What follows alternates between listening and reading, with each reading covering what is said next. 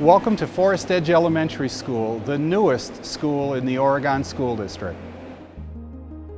We are excited to show the community this beautiful K-6 elementary school that will be opened on September 1st, 2020. We are on budget and everything is coming together just as we planned. Our contractors, Findorf Construction, has done a fantastic job of keeping us moving forward. Bray Architects, they're the architectural firm that's worked in the district for a number of years, and they've designed a beautiful facility that is going to create a great learning experiences for kids. This is a fresh, from scratch building, and it's really an exciting opportunity for our teachers. This is a teacher designed facility, and they had the opportunity to visit with the architects and the engineers, lay out their ideas and plans, and it is unfolding in front of us. So we're on the east end of the building, and as we walk in, we're entering the music room. This is one of the distinguishing characteristics in our district, has always been music education. And our music educators designed this room. This is our chorus room and our general music room right next to it. And it will be a beautiful facility that continues to enhance our distinguishing characteristic of music.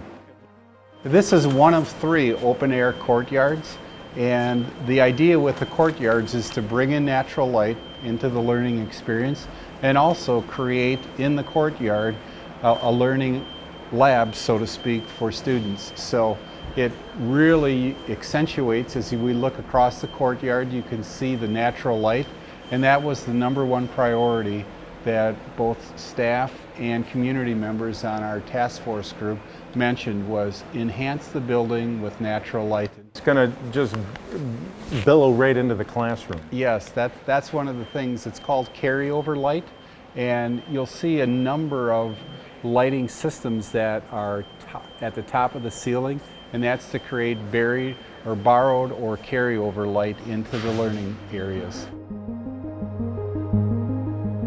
Right now we are in the center of one of the 4 kindergarten classrooms, which is right across from our second open air garden area. So it's beautifully situated in the school, right about in the center of the school on the first level. As a parent yourself and parents that were on the committee, what did they want most out of the school here being built?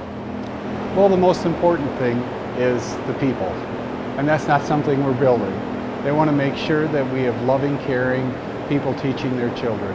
After that, they know it's an opportunity to design a school that has no barriers for kids and also accentuates what we know in research helps young people learn. This is a dedicated kindergarten area. The kindergarten wings are together.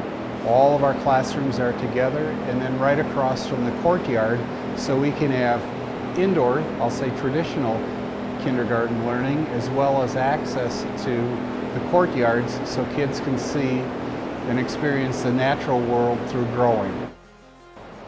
So this is another locker room area? Correct, and then the stairway to the second floor. This is our 3rd and final courtyard, and this courtyard also will have a garden, and if you notice to our far left, you can see a stage. Yes. So this is a small outdoor amphitheater connected right in the center of the school. So this is the front entrance of the building.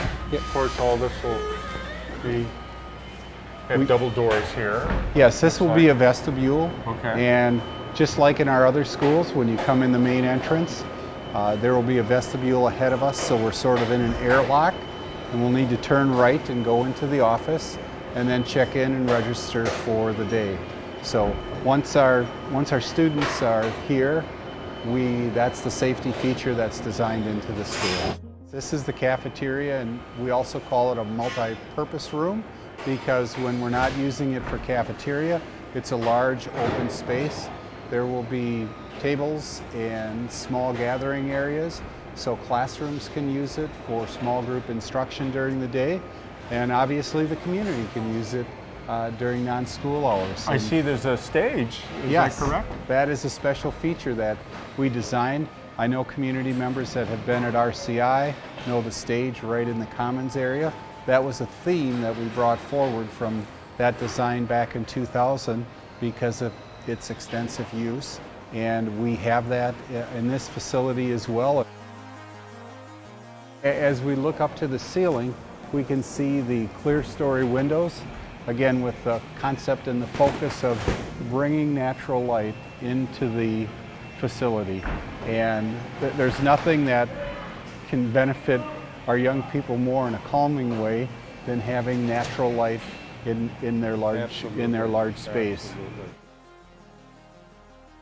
We are in the geothermal pipe room, and geothermal is the environmentally green energy system that we've incorporated at the middle school and at the high school, and this entire building will be heated and cooled with geothermal. One of the design elements of this school is to be a net zero school, which gets us off the grid, so to speak, from energy, and it's also a wonderful learning experience and a learning tool that we can use with our elementary students. We know there's really not a school with a large gymnasium in the city of Fitchburg in our community, so this will be used virtually nonstop from sunup till way past school hours by community groups. And of course it's part of our physical education and health curriculum as well.